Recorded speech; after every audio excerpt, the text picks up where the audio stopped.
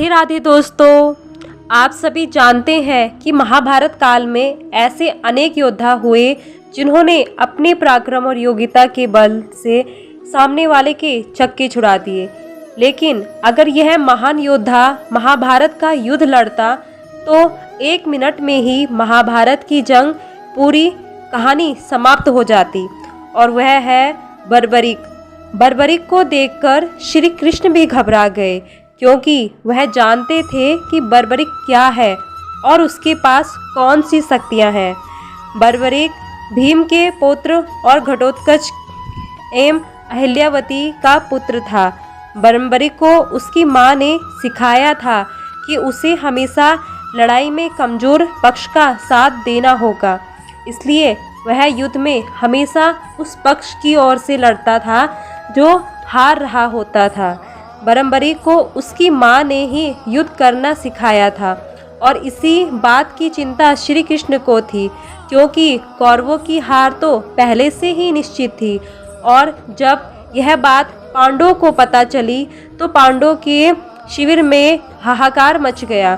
सब चिंतित हो गए कि यदि कौरव हारने लग गए तो भीमपुत्र अपने पितामह का साथ न देकर कौरवों का साथ देगा।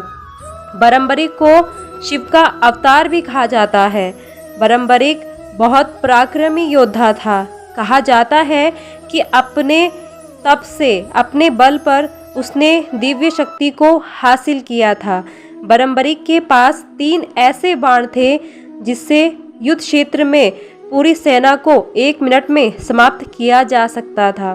बर्बरीक के पास ऐसे बाण थे जो लक्ष्य को भेदकर वापस उसके पास आ जाते थे। इसी वजह से बर्बरीक को कभी कोई नहीं हरा सका। बर्बरीक महाभारत का युद्ध लड़ना चाहता था, इसलिए वह कुरुक्षेत्र में निकल पड़ा। श्री कृष्ण को जब यह बात पता चली तो उन्हें लगा कि यदि वह इस युद्ध में आ गया तो परिणाम उलट जाएगा। यही बात श्री कृष्ण को अत्यधिक विचलित कर रही थी। श्री कृष्ण ने योजना बनाई और श्री कृष्ण ने एक ब्राह्मण का वेश धारण कर बर्बरीक के सामने पहुंच गए। श्री कृष्ण ने ब्राह्मण के वेश में बर्बरीक से भिक्षा मांगी। जब बर्बरीक ने पूछा कि भिक्षा में क्या चाहिए तो श्री कृष्ण ने कहा कि मुझे तुम्हारा शीश चाहिए।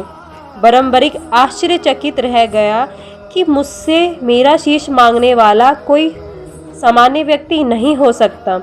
बर्बरीक ने पूछा, कौन है आप? तब श्री कृष्ण अपने असली वेश में आ गए।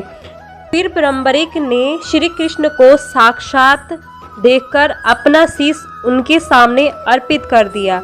लेकिन बर्बरीक ने एक शर्त रखी थी कि उसने कहा कि वह महाभारत का युद्ध देखना चाहता है।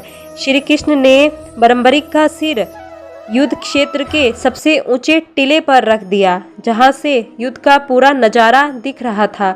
इस तरह बर्बरीक की कामना भी पूरी हो गई।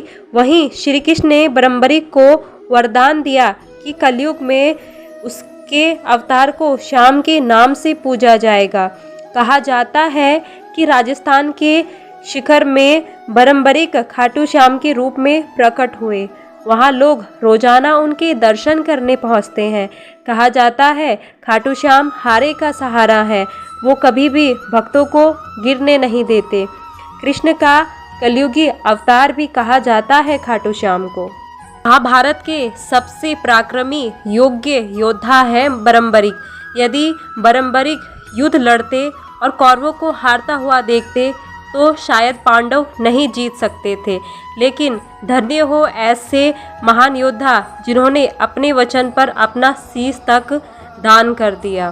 तभी तो इनको शीश दानी के नाम से कहा जाता है।